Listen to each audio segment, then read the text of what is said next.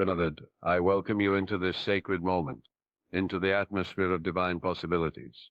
There is a truth I want you to carry in the very depths of your soul today. You were not created to live in lack, fear, or limitation. You were designed by the infinite Spirit, the God of abundance, to step into an inheritance that has already been prepared for you before the foundation of the world. But listen closely. The key to unlocking this inheritance is faith, not mere intellectual agreement, but living faith, the kind of faith that dares to step out when the ground beneath looks uncertain, the kind of faith that declares, though I do not see it, yet I know it is mine. My friends, your inheritance is not far away. It is within you. And when you step out in faith, you step into the rich treasures of health, joy, success, peace, and fulfillment that God has ordained for you. Let me unfold before you 10 keys to this truth. Faith is the golden bridge between the seen and the unseen, between the world of limitation and the world of infinite supply. It is the power within you that links your present condition to your divine inheritance. You must come to understand that faith is not a vague hope or wishful thinking, but a deep conviction, a knowing in the innermost chamber of your being that what God has promised is already yours. It is the conviction that the invisible reality of spirit is more substantial than the shifting appearances of matter. When you walk by faith, you walk on the invisible bridge that connects you to your inheritance. Without that bridge, you remain stranded on the shore of fear, doubt, and hesitation. But when you step onto it, you discover that the invisible becomes solid under your feet. Faith is a movement of the mind. It is the alignment of your thought with the eternal truth of God's word. The moment you say within yourself, yes, I believe, yes, I accept, yes, I receive, you have already begun to cross that bridge. And though your senses may whisper, it is not yet here, your soul knows it is already done. For faith is the substance of things hoped for, the evidence of things not seen. Faith is the hand that reaches into the invisible storehouse of God and pulls out the treasure. The inheritance has always been there. Faith simply lays hold of it and makes it visible in your life. Consider the man who sits by a locked chest of gold, groaning in poverty because he believes he has nothing. Yet the key is already in his pocket. All he needs is the awareness to reach for it, to insert it, to turn it, and to open the treasure. Faith is that key. Without it, you live beside your inheritance, without enjoying it.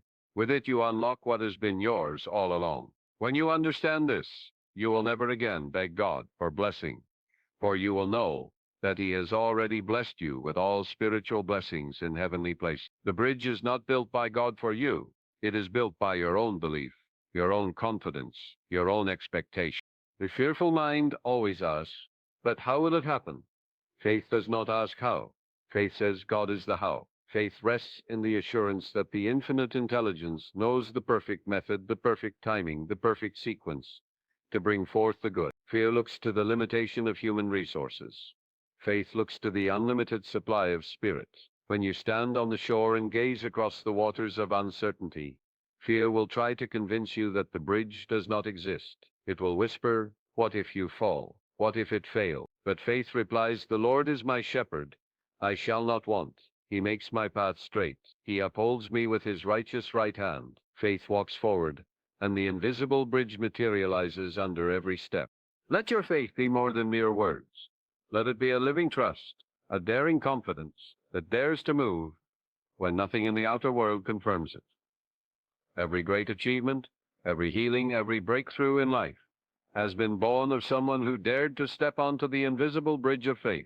Look at Abraham, who went out not knowing where he was going, but believing in the promise of God. Look at Moses, who stretched forth his rod at the Red Sea, not waiting for the waters to part before acting, but acting in faith that they would. Look at the countless men and women who dared to trust when everything visible said it was impossible.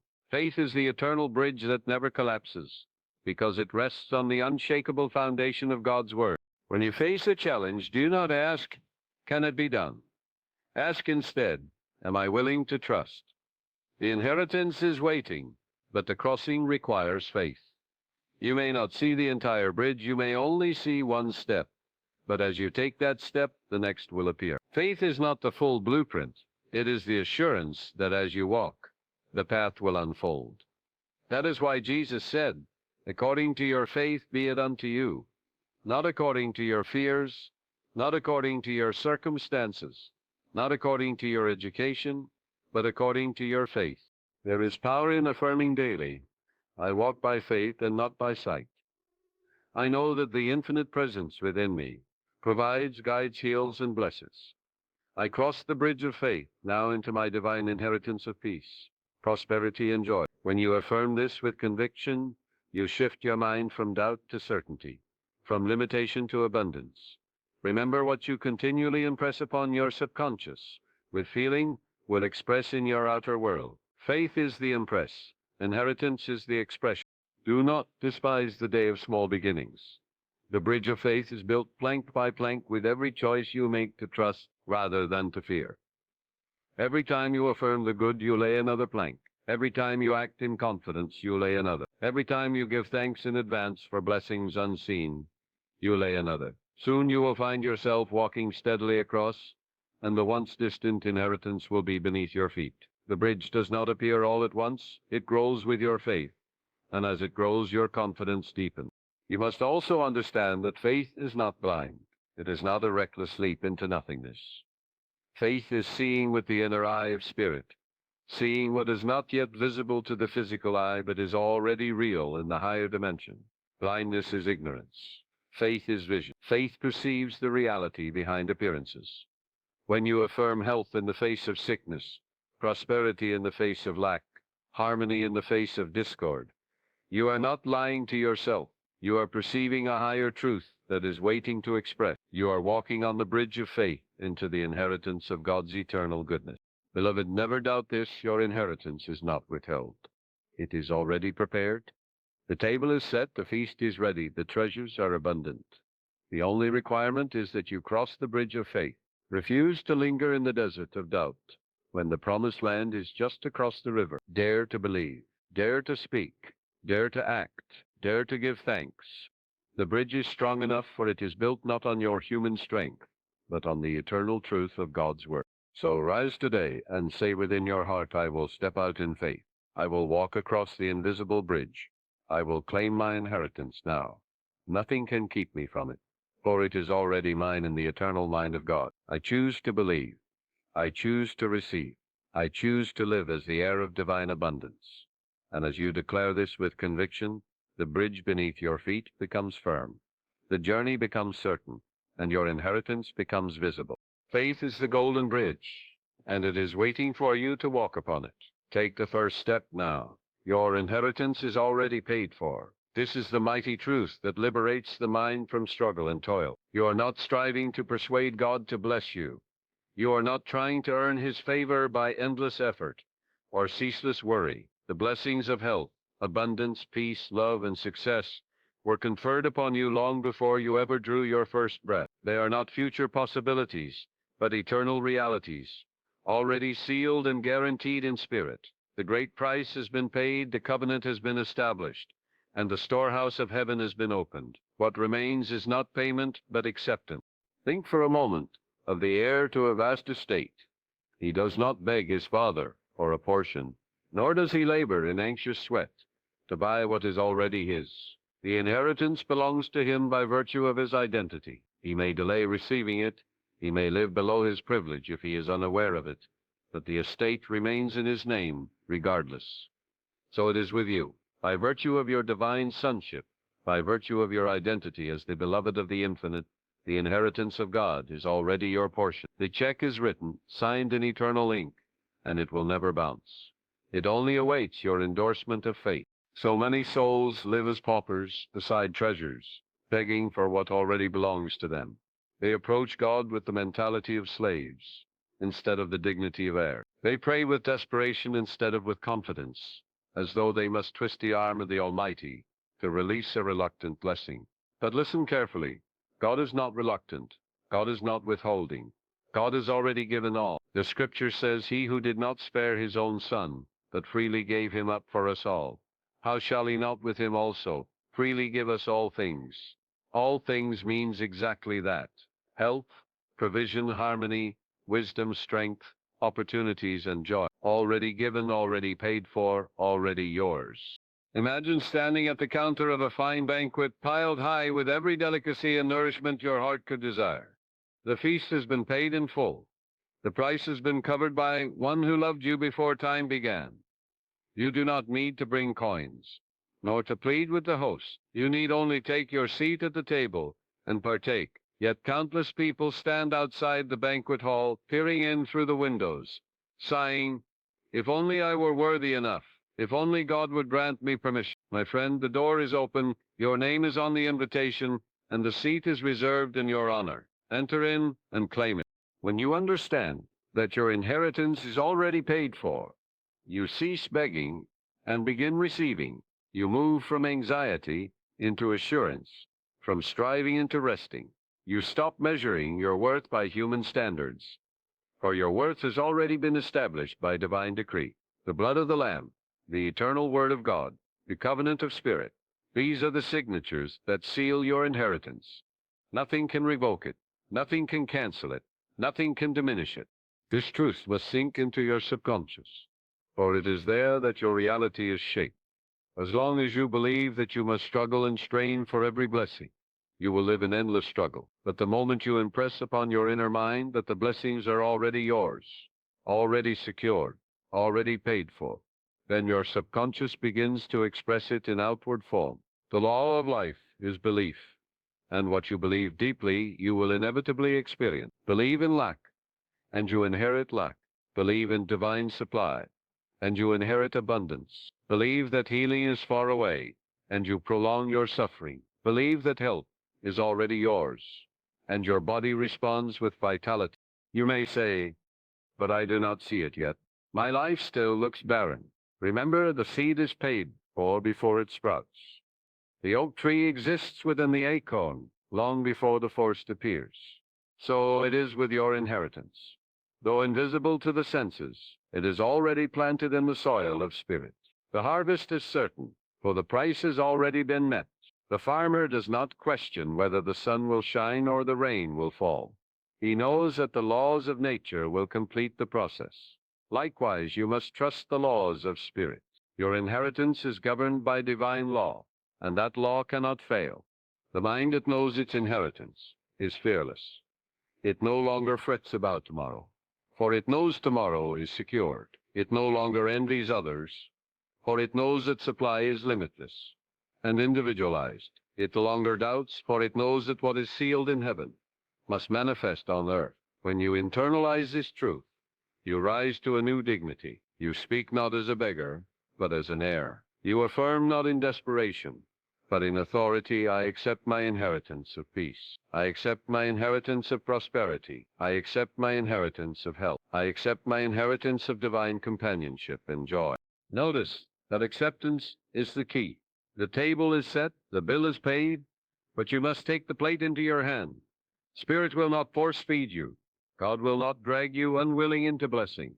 The divine respect for your freedom is such that you must consent. Your yes is the unlocking mechanism.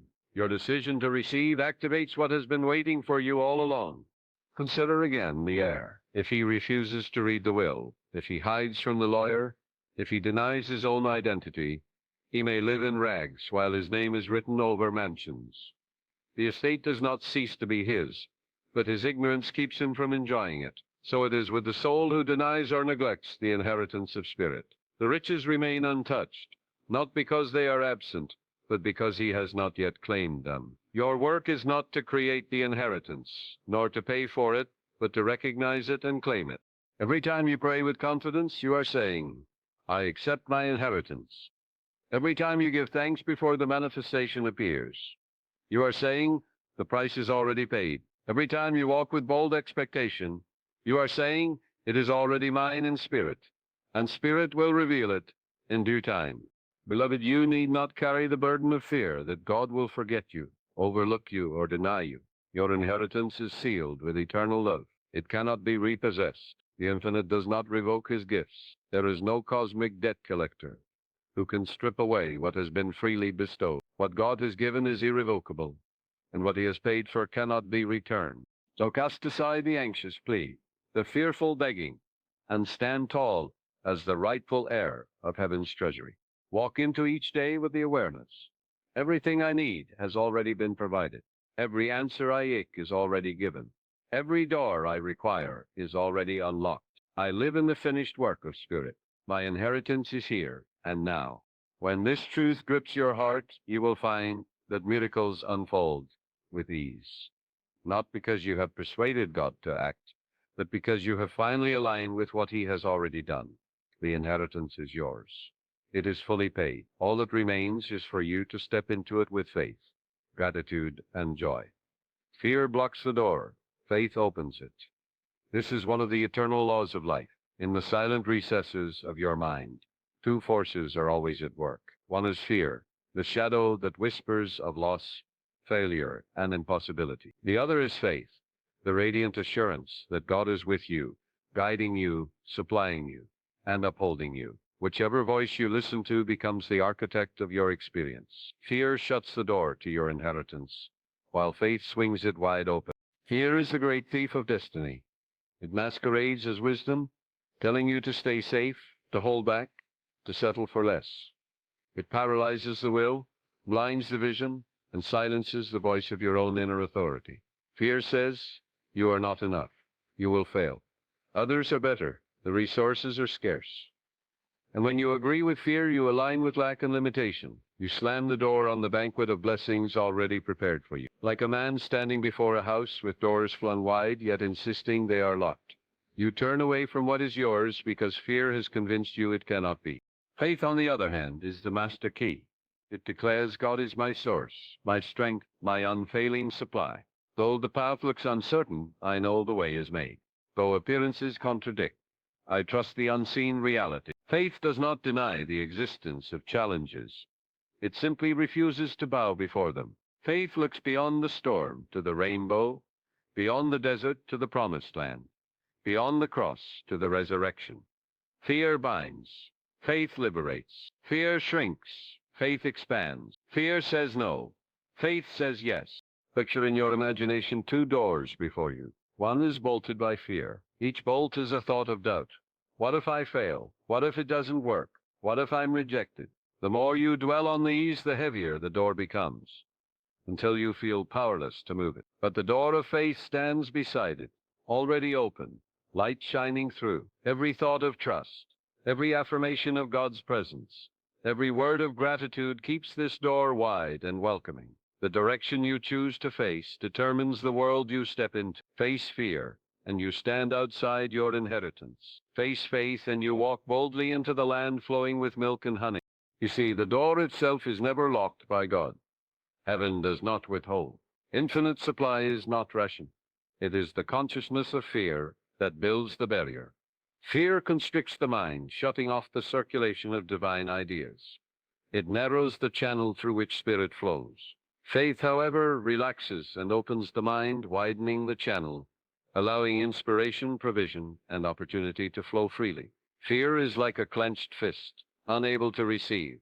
Faith is like open hands, ready to catch the blessings pouring down. When you examine your own heart, you will notice that fear always lives in the future. It projects dark images of what might happen, the sickness that might come, the job that might be lost, the relationship that might fail. Faith lives in the now. It affirms God is with me now. God's strength sustains me now. God's wisdom guides me now. The eternal now is the dwelling place of faith, while the imaginary future is the dwelling place of fear. Choose where you will live. Think of the child learning to walk. If he allows fear to dominate, he will never take a step. He will cling to the familiar, trembling at the thought of falling. But if he trusts, if he dares to move, he soon finds his legs strong, his balance sure, and his world expanded. So it is with your life. Fear chains you to the cradle of mediocrity. Faith calls you to the wide horizon of possibility. Each step you take in faith is a declaration. The door is open, and I walk through. Do not wait for fear to vanish before you act. That day will never come. The secret is to act in spite of fear, to step out while the knees still tremble, to speak while the voice still shakes. For the very act of faith dissolves fear, like darkness fleeing before the dawn. Fear cannot survive in the presence of faith-filled action. You may feel afraid, but you need not obey fear. You can choose faith, and when you do, the door that once seemed locked will swing open of its own accord. Let us bring this closer to practice. Suppose you face a financial challenge. Fear says there is not enough. I will never make it. I am doomed. That fear locks the door of supply, and you find yourself trapped in anxiety, unable to see opportunities, unable to act with wisdom. Faith, however, says, "The Lord is my shepherd. I shall not want. Infinite substance flows to me in perfect ways. I give thanks for divine provision." That faith opens the door, and suddenly you notice ideas you had overlooked, connections you had ignored, solutions you had dismissed. Fear blinds you to them. Faith reveals them. Suppose you seek healing. Fear says, "This illness is stronger than me. The pain will never end." But fear blocks the door to vitality, draining your energy, tightening your body, prolonging your suffering. Faith says, "The healing power of God is flowing through me now. Every cell responds to divine order. Health is mine." That faith opens the door, and the subconscious responds with harmony. The body releases tension, and the natural forces of healing are magnified. Suppose you long for a new beginning, a dream, a relationship, a purpose. Fear says, "I am too old. I am too young. I am not educated enough. I have failed too many times." That fear bolts the door shut. Faith says, "I can do all things through Christ who strengthens me." Age cannot stop me. Background cannot stop me. Circumstances cannot stop me. God is for me. Who can be against me? That faith opens the door, and what once seemed impossible becomes possible. Remember this: fear is a liar. It paints shadows and calls them realities. It builds walls that do not exist. Faith is truth. It affirms the eternal reality of God's goodness. It sees beyond appearances into the heart of spirit. Fear is the language of separation. Faith is the language of union. Fear says you are alone. Faith says you are one with the infinite. The choice lies always in your hands. Will you allow fear to lock you out, or will you let faith open the way? The very moment you choose faith, you feel the weight lift, the door creak open, and the light stream in. It is not complicated. It is not reserved for saints or mystics. It is the birthright of every soul to choose faith over fear. Affirm this truth daily. I refuse to let fear bar the door to my inheritance. I choose faith. I walk by faith, not by sight. The door is open before me, and I step through into my divine good. Speak it until your subconscious accepts it, until your actions reflect it, until your life displays it. And know this, beloved, no door of fear is stronger than the key of faith. No chain of doubt is stronger than the word of truth. Fear may roar like a lion, but faith sees it as the shadow of a kitten. Fear may loom like a giant, but faith brings it down with a single stone. Fear may shout, "You cannot," but faith answers, "With God all things are possible." And in that moment, the door swings wide, and you walk boldly into the inheritance that has always been yours. Your tongue is the pen of destiny. The words you speak are not idle sounds drifting into the atmosphere. They are creative decrees shaping the substance of your life. The spoken word activates your inheritance. You may hold a treasure chest of blessings within you, but it remains unopened until your word of faith unlocks it. Words are spiritual forces. They carry vibration, frequency, and power. When spoken with belief, they imprint upon the subconscious mind and call forth the invisible into visibility. What you continually declare, you eventually experience. The universe responds to your voice because your voice carries the vibration of the divine image in which you were created. So many people wonder why their prayers seem unanswered, while their daily speech contradicts their desires. They ask for abundance, but constantly speak lack. I can't afford that. Money never comes to me. They pray for health, but continually affirm sickness. I am always tired. This disease runs in my family. They seek love, but confess loneliness. No one cares for me. Relationships never work out for me. Do you not see? With every careless word, they are writing a script for their lives. And the subconscious, like a faithful actor, plays the role assigned. You cannot plant thorns and expect roses. You cannot sow weeds and expect wheat. Your word is the seed, and your life is the harvest. The scriptures declare, death and life are in the power of the tongue. This is not mere poetry. It is law.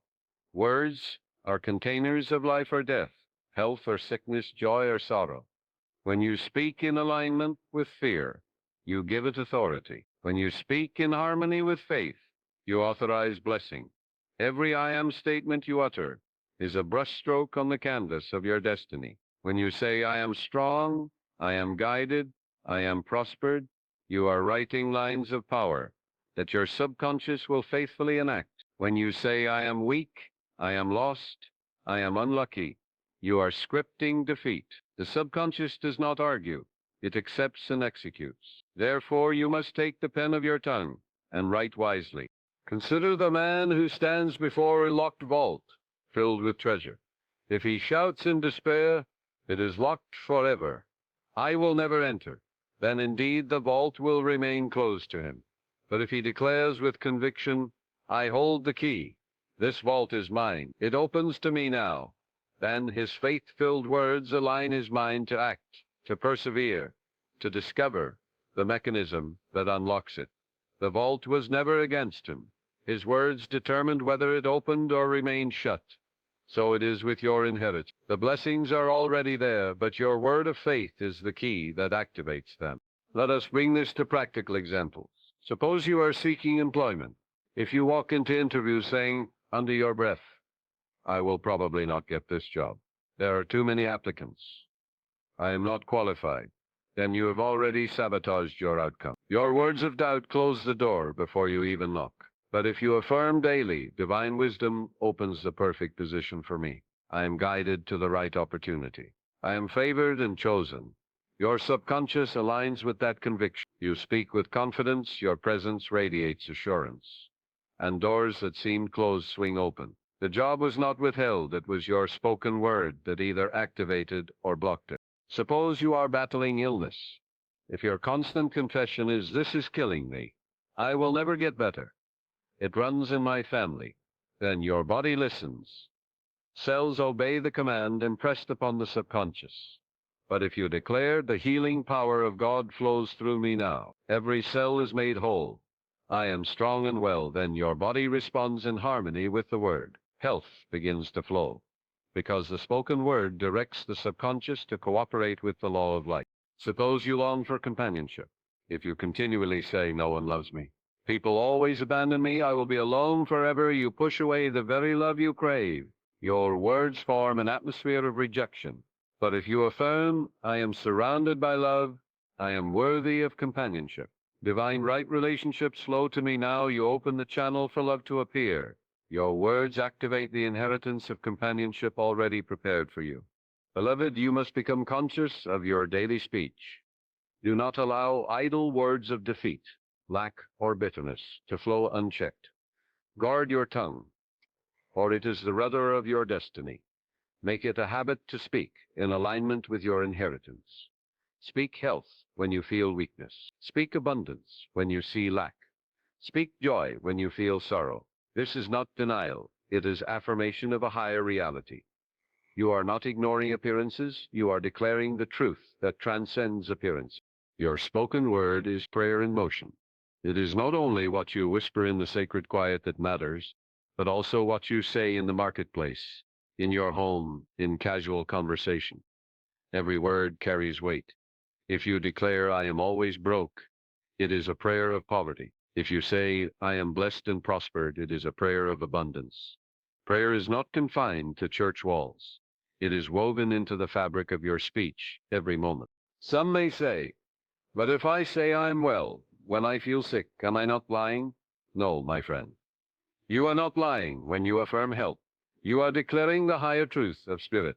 The sickness is a temporary appearance. Health is the eternal reality. By speaking health, you are aligning with the reality that heals the appearance. When you say, I am strong, even while trembling, you are invoking the strength of God to manifest. It is not a lie, it is a prophecy. Understand that the subconscious does not distinguish between reality and imagination, truth and falsehood.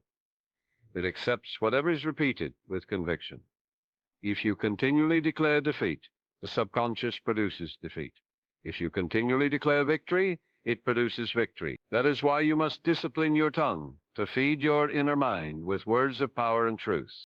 Every morning when you rise, speak over your day. This is a blessed day. Divine order governs my steps. Everything I need flows to me. I am guided, guarded, and prospered. Let these words saturate your mind.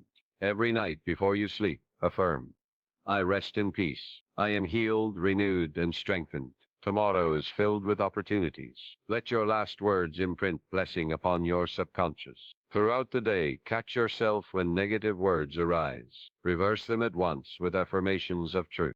In time, this practice transforms your life. For your spoken word is the switch that turns on the power of your inheritance. The blessings have always been there, but they lie dormant until the word activates them. Just as electricity waits in the wire until you flip the switch, so the treasures of spirit wait for the spoken word of faith to release them. Beloved, never underestimate the authority of your words. They are not empty vibrations. They are divine command. Use them with reverence. Use them with faith. Use them with joy. Declare daily, I am an heir of God. I am blessed with every spiritual blessing. I am prosperous, healthy, and strong. I am guided by divine wisdom. I am loved and loving. I am victorious in all I do. As you speak, you activate. As you declare, you manifest. As you confess, you possess. So take the pen of destiny in your mouth and write a story of triumph. Refuse to narrate defeat. Refuse to script poverty. Refuse to confess weakness. Let your words be aligned with the inheritance already secured for you. For truly the spoken word activates your inheritance. And by your words you step into the fullness of God's prepared blessings. Faith requires action. This is the great secret that many overlook. Faith is not a passive state of wishing and hoping. It is an active force, a living conviction that moves you to step forward even when the evidence is not yet visible. It is one thing to sit and dream about a better life. It is another to rise and act as though it were already yours. True faith is not idle. It compels movement. It is the bridge between belief and manifestation. Without action, faith becomes mere sentiment. But with action, faith becomes power. Consider the farmer. He may believe in the harvest. He may trust that the soil is fertile and the sun will shine. But if he never sows a seed, his belief produces nothing. His faith must be expressed in action, in tilling, planting, watering, and tending. In the same way, you may believe in your inheritance, but until you step out in alignment with that belief, the harvest remains unseen. Faith without works is like a seed kept in a jar. It has potential but no expression. Action is the proof of faith. When you act, you demonstrate that you truly believe what you say. Many affirm abundance, but act in fear of lack. They declare health, but continue to speak and behave as though sickness rules them. They pray for guidance, but never take a single step toward their vision. Faith requires you to behave as though the answer is already given. When you act in alignment with your prayer, you send a message to your subconscious that you believe, and the subconscious responds by arranging circumstances to match that belief. Imagine the Israelites at the Red Sea. The waters had not yet parted, but God instructed them to move forward. If they had stood still, waiting for the sea to open first, they would have remained trapped. But when Moses stretched forth his rod and they stepped forward in faith, the waters divided. The miracle did not precede the action. The action released the miracle. So it is in your life. The sea of impossibility opens not before you act, but because you act. Action is not always grand or dramatic. Sometimes it is as simple as making a phone call, sending an application, starting a conversation, writing the first page of a book, or saving a single coin. Each small act is a seed of faith. When you act, you declare, I trust that God is with me in this step.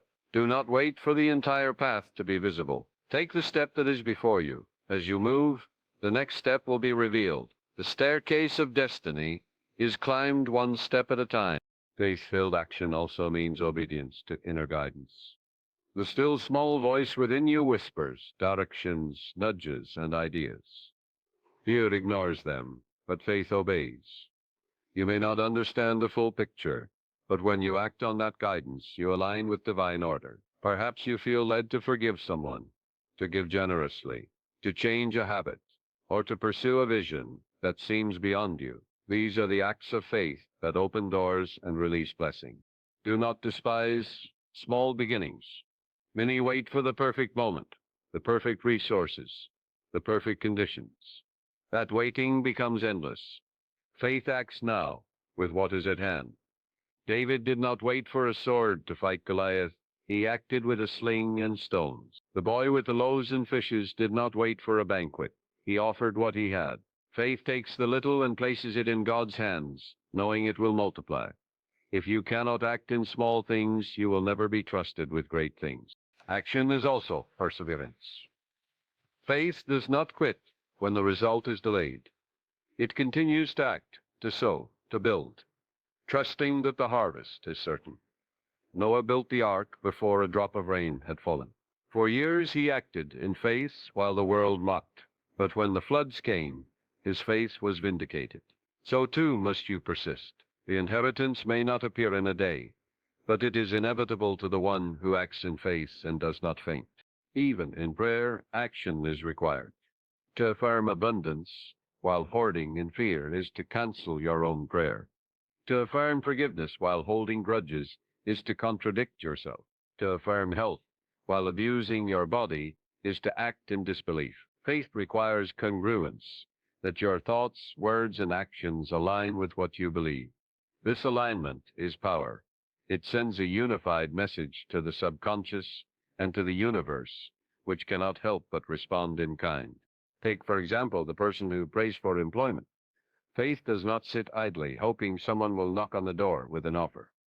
Faith prepares a resume, applies for positions, improves skills, dresses as though the opportunity is already secured. This action is not desperation.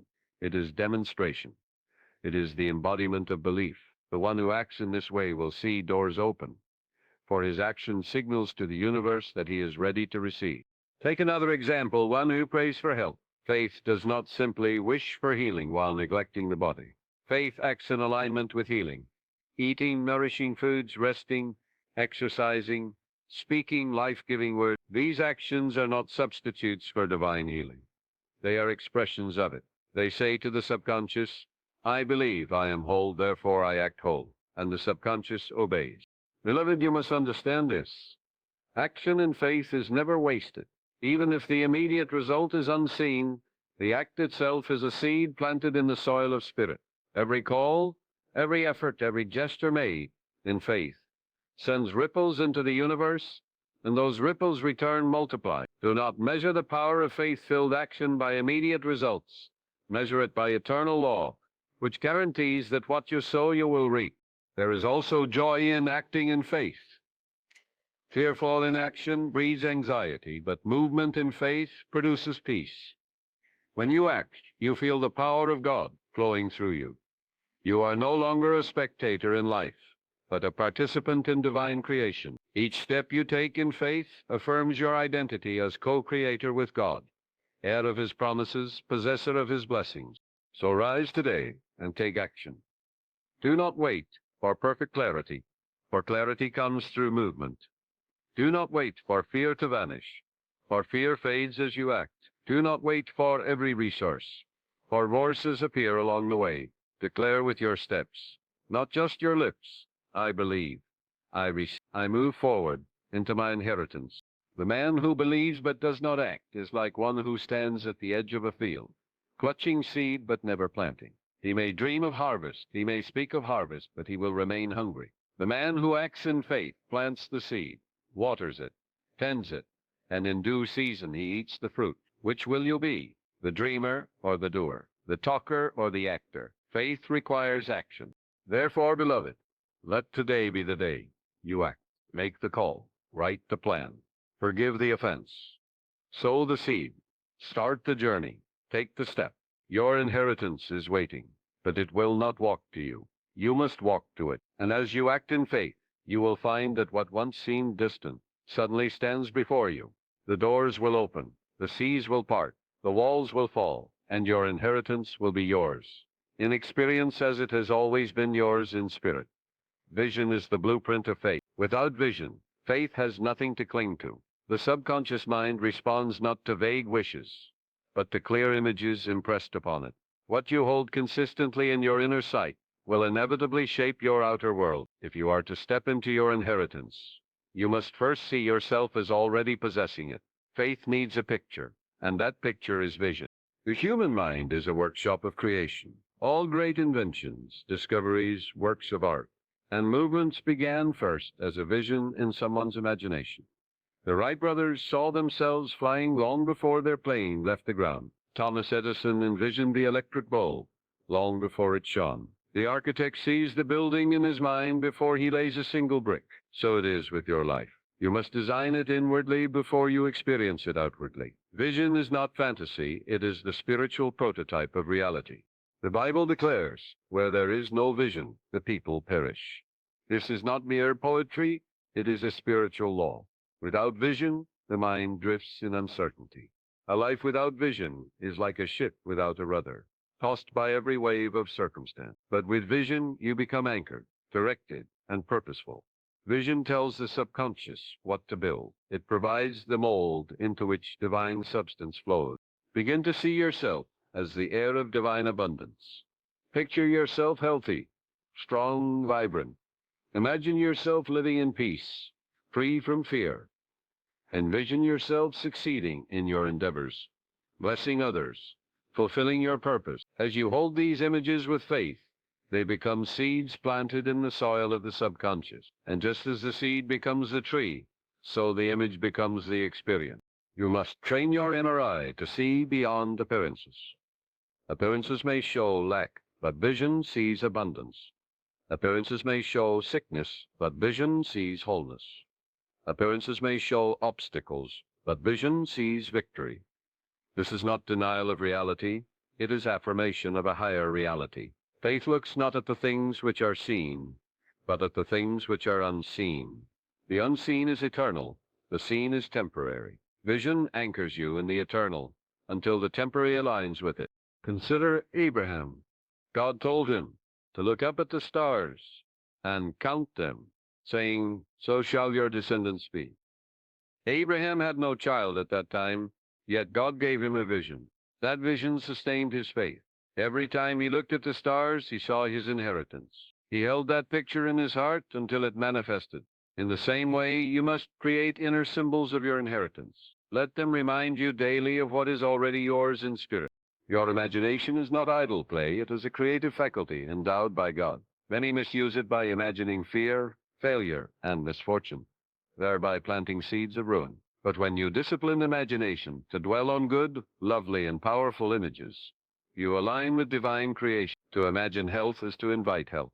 To imagine success is to magnetize success. To imagine peace is to cultivate peace. The subconscious accepts these images as commands and works tirelessly to bring them into being. Vision also gives birth to emotion, and emotion intensifies faith. When you vividly imagine yourself living in your inheritance, you begin to feel the joy, the gratitude, the excitement. These feelings impress the image more deeply into the subconscious. Faith is not cold reasoning. It is alive with feeling. See yourself victorious and rejoice as though it were already done. This combination of vision and emotion is irresistible to the subconscious and irresistible to the law of attraction. But vision requires persistence. A single passing thought cannot shape destiny. You must return again and again to the picture of your desired good, especially when outer conditions contradict it. This persistence signals to the subconscious that you truly believe, and belief is the language it understands. Like an artist returning daily to his canvas, you refine, strengthen, and deepen your inner picture until it becomes unshakable. Many people sabotage themselves by entertaining two visions, one of success and one of failure. They affirm abundance in the morning and worry about bills at night. They picture health at one moment and dwell on symptoms the next. This double-mindedness confuses the subconscious. Choose one vision and hold to it with single-minded faith. Let every thought, word, and action align with it. Do not be afraid to dream greatly. Vision is not limited by your current resources or abilities. Vision draws on infinite supply. When you see yourself prospering, you are not imagining impossibility. You are glimpsing the reality that already exists in spirit. The universe is abundant, and your Father delights in giving you the kingdom. Vision is simply aligning your inner sight with that divine abundance. There is power also in writing down your vision.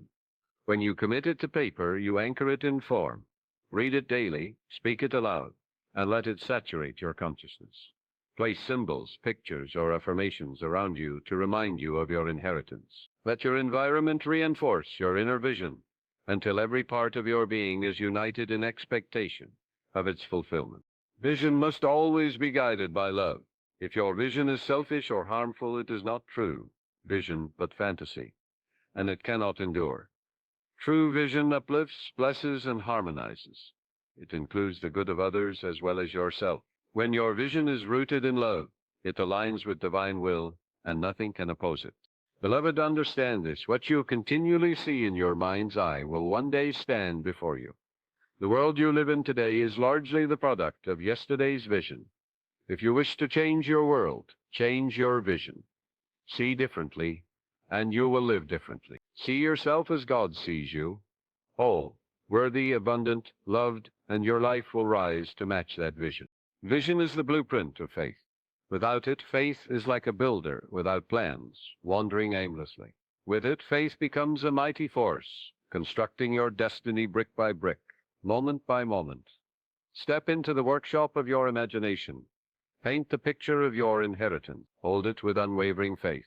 Act as though it were already yours, and in due season, the invisible will become visible, the blueprint will become a building, and the vision will become your lived reality. For you are not a beggar at the gates of heaven. You are an heir of the kingdom, a co-creator with God. The vision you hold is the map to your inheritance. Walk by that map, and you will never be lost. See clearly, believe deeply, act faithfully, and you shall step fully into the abundance prepared for you from the foundation of the world.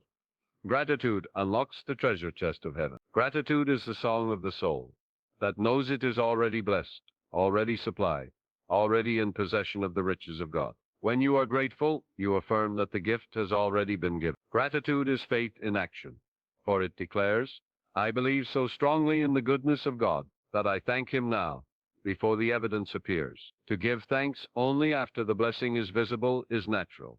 To give thanks before it manifests is supernatural. That is the key that unlocks your inheritance. When you awaken in the morning and say, thank you, Father, for this day, you are not only acknowledging what is, but also opening the door for what is to come. Gratitude magnetizes blessings. It tells the subconscious mind that you expect good, that you live in abundance, that you are aligned with the source, and the subconscious, ever obedient, brings forth experiences that match that expectation. The thankful heart is a magnet for miracles. Gratitude transforms your perception. To the ungrateful, life seems empty, harsh, lacking. But to the grateful, life overflows with wonder and opportunity. The same person can walk through the same day, yet one sees only burdens, while the other sees blessings. The difference is the lens of gratitude. When you train your inner eye to notice and celebrate every good thing, however small, you create an atmosphere that draws more good. This is why the scripture says, in everything give thanks, not for everything, but in everything. For gratitude in the midst of trial prepares the way for triumph. Consider the story of Jesus before the miracle of the loaves and fishes. He did not weep over the little that was in his hands. He lifted it up and gave thanks. Gratitude multiplied the bread. Gratitude transformed lack into plenty.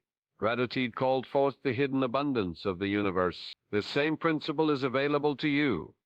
Whatever you hold in your hand, whatever stage you are in, give thanks. Thankfulness multiplies. Complaining diminishes.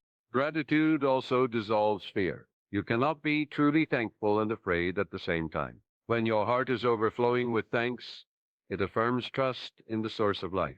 Fear says, what if there is not enough? Gratitude says, I already have more than enough. Fear imagines lack. Gratitude affirms supply. Fear looks at the closed door. Gratitude celebrates the doors already open. And by celebrating them, gratitude causes more doors to swing wide. Do not wait for some great miracle before you practice gratitude. Begin with the breath in your lungs, the strength in your body, the roof over your head, the food before you. Begin with the friends who care for you, the lessons you have learned, the opportunities before you. Begin with the smallest details, for gratitude, like faith, grows as you use it. The more you give thanks, the more reasons you will find to give thanks. The more you bless what you have, the more it will increase. When you are grateful, you shift your vibration. Your whole being radiates joy and expectancy. Others feel it. Opportunities respond to it. Doors open because gratitude carries the energy of abundance. People are drawn to those who radiate appreciation. Life itself responds to a thankful heart. Gratitude sets you in harmony with divine law, and harmony with law produces blessing without strain. Let me tell you, there is no situation so dark that gratitude cannot shine within it. Even in difficulty, you can give thanks for hidden lessons, for inner strength, for the chance to grow. When Paul and Silas were in prison, they sang hymns of praise. Their gratitude shook the foundations of the prison and set them free. Gratitude is not denial of hardship. It is affirmation that God's power is greater than any chain. When you give thanks in trial, you declare, "This too shall pass, and greater good shall come from it." Gratitude turns prisons into pathways. Gratitude also keeps pride away.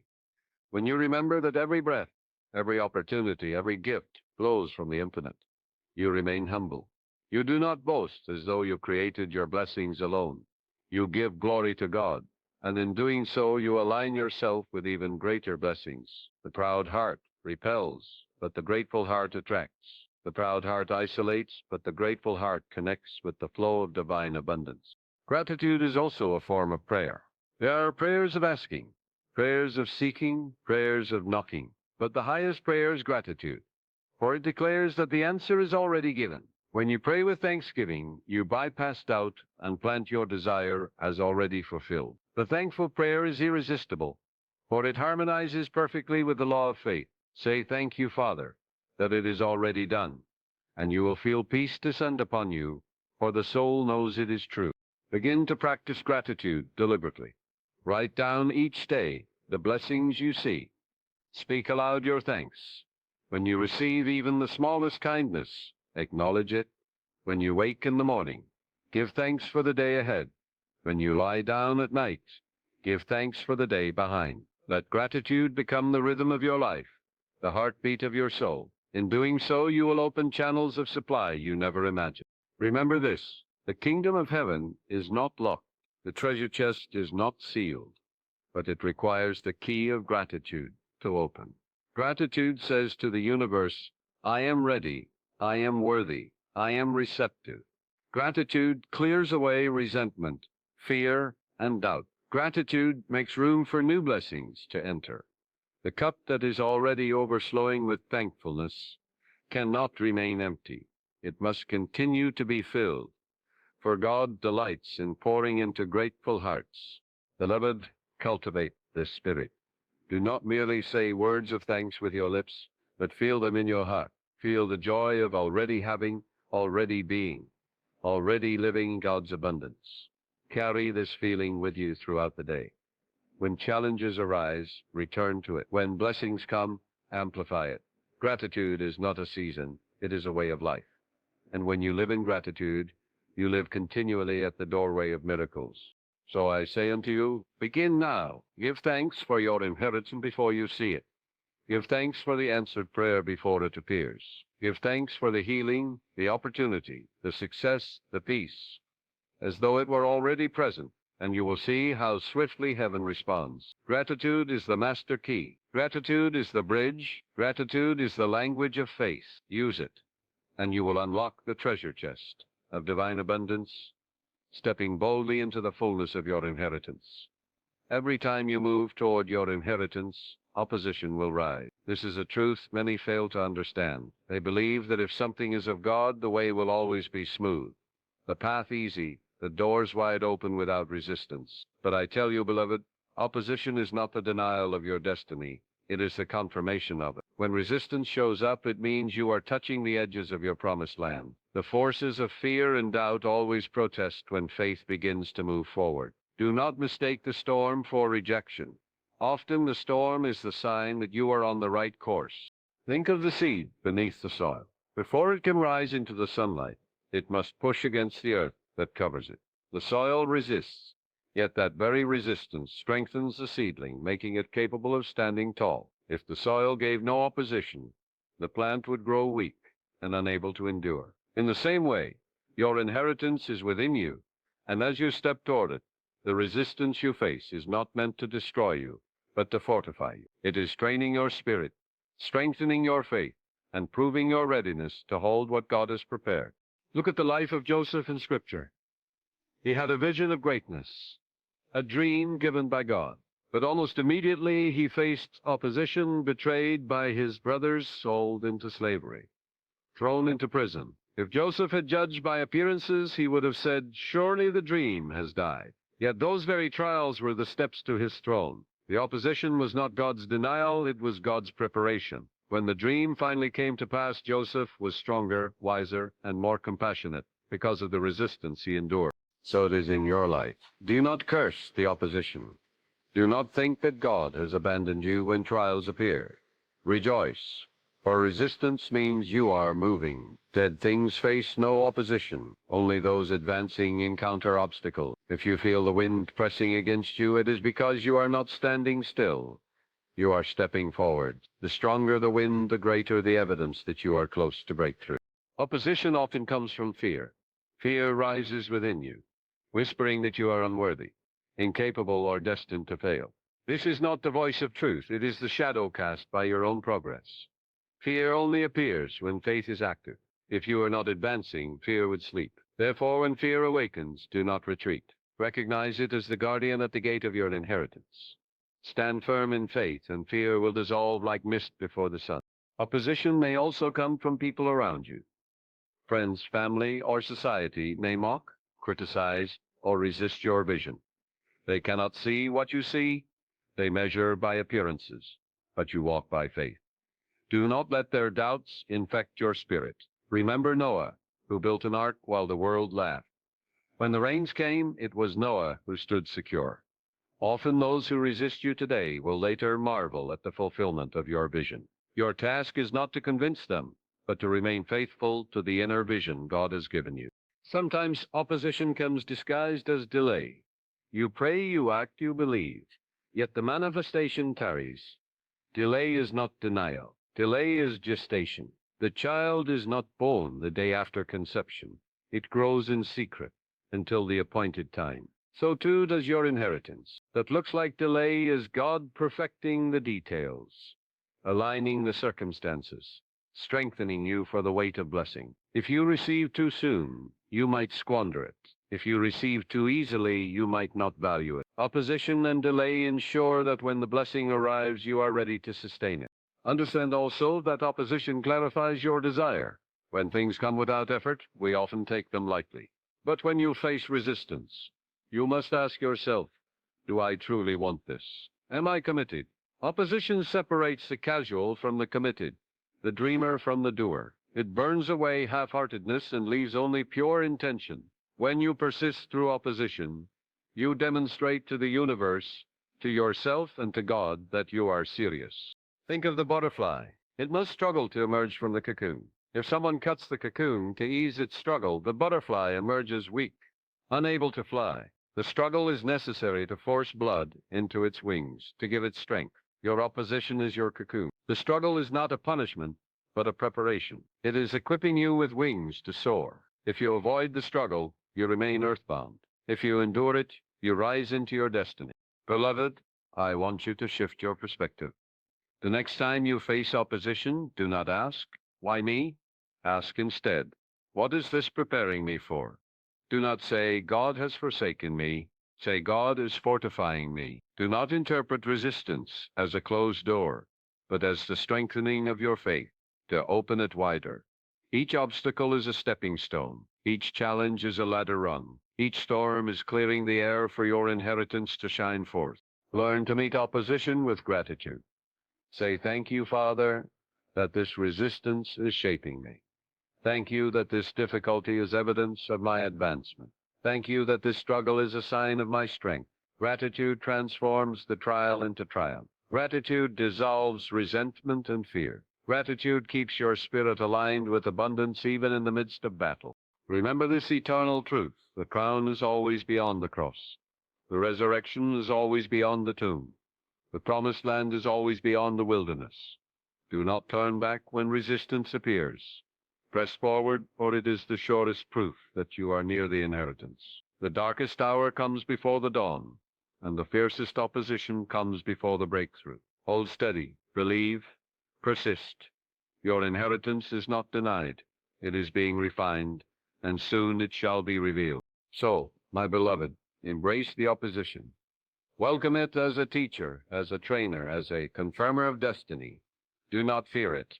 Do not resent it. Do not run from it. Stand tall in the face of resistance, knowing that God is with you, that His promise is sure, and that every obstacle is but another signpost pointing to the greatness that awaits.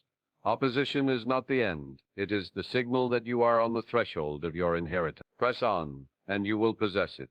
God's laws are eternal, changeless, and unfailing. They operate with precision, not according to whim or chance. When you align yourself with these divine laws, your inheritance flows naturally, effortlessly, and abundantly. Just as the farmer does not beg the soil to yield, but simply obeys the law of sowing and reaping, so you must align with the spiritual principles that govern abundance, peace, and joy. These laws are not hidden from you. They are written in your heart and reflected in creation. Your task is to cooperate with them, not resist them. The law of belief is foremost. As you believe, so it is done unto you. Your life experience is a mirror reflecting your innermost convictions. If you believe in scarcity, you will experience lack. If you believe in harmony, you will experience peace. Belief is the mold into which divine substance flows. The law does not question whether your belief is positive or negative, wise or foolish. It simply produces according to the seed you plant. Therefore, guard your beliefs as you would guard a treasure chest. Fill your mind with thoughts of health, success, love, and abundance, and the law will bring them forth unfailingly. The law of sowing and reaping is equally certain. Whatever you plant, you must harvest. Sow kindness, and kindness will return, multiplied. Sow resentment, and resentment will find its way back to you. Sow generosity, and abundance will flow into your life. The farmer who plants wheat does not reap thorns. Neither can you plant fear and expect courage, or plant hatred and expect love. Your thoughts, words, and deeds are seeds. Every moment you are sowing, every day you are planting. Be conscious of the harvest you desire, and sow accordingly. The law of love is the highest of all laws. Love is the nature of God, and when you act in love, you align yourself with His very essence. Love heals, love harmonizes, love attracts. When you love yourself, you affirm your worthiness to receive your inheritance. When you love others, you become a channel through which blessings flow. And what flows through you multiplies back to you. Resentment, bitterness, and hatred cut you off from the divine current, but forgiveness, compassion, and goodwill restore your connection. Love is the fulfillment of the law. The law of mind is also vital. Your subconscious accepts what you impress upon it. It does not argue or reason. It simply creates according to the pattern you supply. If you continually dwell on worry, the subconscious brings forth conditions to match. If you dwell on faith and gratitude, it brings forth good. The subconscious is the workshop of creation, and the conscious mind is the architect. As the architect, you must design wisely, knowing that every blueprint you draw will be built. Align your thoughts with truth, and the subconscious will align your life with blessing. There is also the law of supply. God is infinite, and His storehouse is never empty. Lack is not in God, but in human consciousness. When you believe in shortage, you cut yourself off from the flow. When you believe in supply, you open the channel. The law of supply responds to faith, gratitude, and generosity. Give, and it shall be given unto you. Release, and you will receive. Hoarding closes the hand, giving opens it. When you give freely, you prove that you trust the infinite source, and the source proves itself faithful by replenishing you beyond measure. The law of forgiveness is another key. To cling to resentment is to drink poison and expect another to suffer. Resentment blocks the flow of good, while forgiveness clears the channel. Forgiveness is not condoning wrong, but releasing yourself from its grip. When you forgive, you align with the law of freedom. You declare that no past hurt can hold you, but you are free to step into your inheritance unhindered. Forgiveness liberates the soul, and a liberated soul receives blessings with ease. Consider also the law of order. The universe operates with harmony, rhythm, and balance. The planets move in precise orbits. The seasons follow one another unfailingly, and the tides rise and fall in perfect rhythm. Disorder in human life comes from ignoring divine order. When you align your life with order, placing God first, living in integrity, practicing discipline, you harmonize with the universal rhythm. Disorder produces confusion. Order produces clarity and progress. Divine order is heaven's arrangement, and when you live in it, everything falls into place with grace. The law of faith is unbreakable. Faith is not mere hope, but inner knowing. When you act in faith, you call into existence that which the senses cannot yet see. Faith does not beg, it affirms. Faith does not doubt, it declares. Faith is the assurance that the law of God is working now. Without faith, you waver and contradict your own prayers. With faith, you stand firm until manifestation. Faith is the invisible currency of heaven, and when you spend it, you always receive a return. Beloved, understand that these laws work, whether you acknowledge them or not. Just as the law of gravity holds, whether you believe in it or not, so spiritual laws function unfailingly. Ignorance of law brings suffering, but knowledge of law brings freedom. Your inheritance is not gained by pleading, but by aligning. When you live in harmony with divine laws, you naturally rise into health, peace, abundance, and joy. Do not say, God has withheld from me. God withholds nothing. The sun shines impartially. It is only the closed curtain that blocks the light. Your wrong beliefs, resentments, fears, and disobedience to divine law are the curtains. Remove them, and the light floods in. The inheritance has always been yours, but you must align with law to experience it. Therefore, discipline your mind to believe rightly. Sow seeds of kindness and generosity. Love yourself and others. Forgive freely. Trust the infinite supply. Live in order and integrity. Stand in faith. These are not burdensome commands, but pathways of freedom. They are the mechanics of spirit, the divine mathematics of life. When you align with them, your life cannot help but prosper. Think of a musician. The laws of harmony are fixed. If he plays in discord, the music is unpleasant. If he aligns with the laws, the melody is beautiful. The laws did not change. His alignment did. So too with you. Align your thoughts, words, and actions with divine law, and your life becomes a symphony of blessing. Beloved, the inheritance is not a mystery, nor is it reserved for a chosen few. It is the birthright of all, accessible through alignment with law. The laws are simple, yet profound. Believe rightly, love freely, sow generously, forgive quickly, order your life, live by faith. As you do, you will find that the kingdom of heaven is not far away, but within you, overflowing into every area of your existence. Align with divine laws, and you cannot miss your inheritance. For the laws are faithful, unchanging, and eternally in your favor. Step into harmony, and you will step into the fullness of the life God has prepared for you from the foundation of the world. Your inheritance was never meant to be hoarded, but to flow. What God gives you is not for you alone, but for the blessing of others. The nature of divine supply is overflow. A cup that is filled to the brim must spill over. The rivers do not hold their water. They flow into valleys, nourishing the land. The sun does not store its light. It shines upon all without discrimination. So too must your inheritance bless others. When you step into abundance, health, wisdom, or peace, you become a channel through which God's goodness flows to the world. You are not a reservoir, you are a vessel. And a vessel that clings to its contents soon grows stagnant. But a vessel that pours out is continually replenished. This is the paradox of divine law. The more you give, the more you receive. When you allow your blessings to bless others, you place yourself in the rhythm of infinite supply. The river that flows is always fresh. The pool that clings to its water becomes stale. In the same way, your inheritance multiplies as you share it. Think of Abraham. God blessed him richly, but the promise was not for him alone. Through you all the nations of the earth shall be blessed. That is the pattern. You are blessed to be a blessing. Your wealth is meant to uplift, your wisdom to enlighten, your peace to comfort, your health to inspire. If you clutch your inheritance only for yourself, you shrink it. If you release it to serve others, you expand it. Look at nature. The fruit tree does not consume its own fruit. It produces to nourish others. The flowers do not hoard their fragrance. They perfume the air for all who pass. The stars do not keep their light hidden. They shine across the heavens. All creation gives, and in giving it fulfills its purpose. Why then should you, a child of God, fear to give?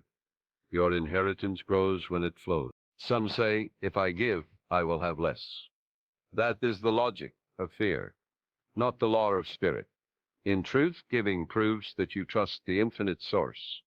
When you share your inheritance, you declare, God is my supply, and his resources are inexhaustible. This faith opens wider channels of blessing. The miser lives in fear of loss, and his fear creates lack. The generous live in confidence of abundance, and their confidence creates supply. The hand that gives remains open to receive. Your inheritance may be wealth, but it may also be wisdom, encouragement, time, or compassion. Whatever God has placed in your life is part of your treasure, and you are meant to share it. A kind word can lift a burden. A prayer can heal a heart. A listening ear can save a soul. Never underestimate the value of what you can give. Sometimes the smallest act of love releases the greatest miracle. Understand that when you bless others, you are not depleting yourself, but multiplying yourself. Each seed you sow returns multiplied. Each kindness expands your own joy. Each word of encouragement lifts your own spirit higher. This is why Jesus said it is more blessed to give than to receive. For in giving you receive joy, peace, and fulfillment that no amount of hoarding can provide. Beloved, your inheritance is not for selfish accumulation, but for divine distribution. The world is waiting for the expression of your blessing. Your family, your community, even strangers unseen, all can be touched by the overflow of what God has given you. You are a light set upon a hill. You are the salt of the earth.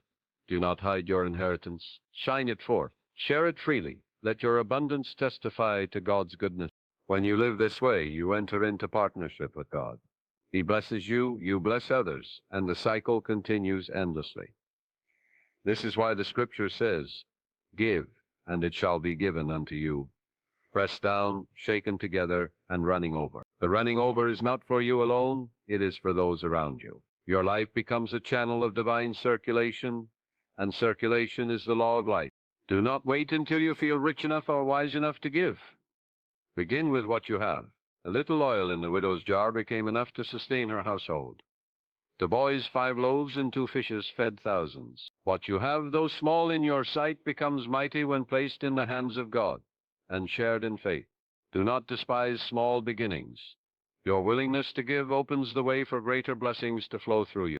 In sharing your inheritance, you also protect it. That which you hoard can be lost, but that which you give is eternal. Money spent on yourself alone fades quickly. Money invested in others' lives creates ripples that outlast you. Words of wisdom, acts of love, seeds of generosity. They live on, bearing fruit long after you are gone. In this way, your inheritance blesses not only your generation, but generations yet to come. So ask yourself daily, how can I let my inheritance flow? How can I bring light into someone's darkness? How can I share the peace I have found? How can I extend the abundance I enjoy? Each day holds opportunities. Each encounter is a chance to give. If you listen, the Spirit will guide you. Sometimes the giving is material, sometimes emotional, sometimes spiritual, but always it enriches both the giver and the receiver. Do not fear to pour yourself out, for the more you pour, the more you are filled. You can never outgive God. As you bless others, he blesses you more. As you lift others, he lifts you higher. As you give love, he floods you with greater love. The flow is endless, for the source is infinite. Beloved, see yourself not only as an heir, but as a channel. Step into your inheritance boldly, but let it flow freely. Bless your family, bless your neighbors, bless the stranger, bless even those who oppose you. For in blessing others, you align with the heart of God. And when you align with his heart, there is no end to the blessings that will flow through you. So I say unto you, step out in faith, claim your inheritance, and then share it. Be the tree heavy with fruit, the river overflowing its banks, the lamp lighting many homes. Do not shrink, not withhold, do not fear. Your inheritance increases as you release it. And as you live this way, your life becomes a testimony of divine abundance, a witness to the world that God's goodness is inexhaustible. You are blessed, beloved, and you are called to be a blessing. That is the fullness of your inheritance.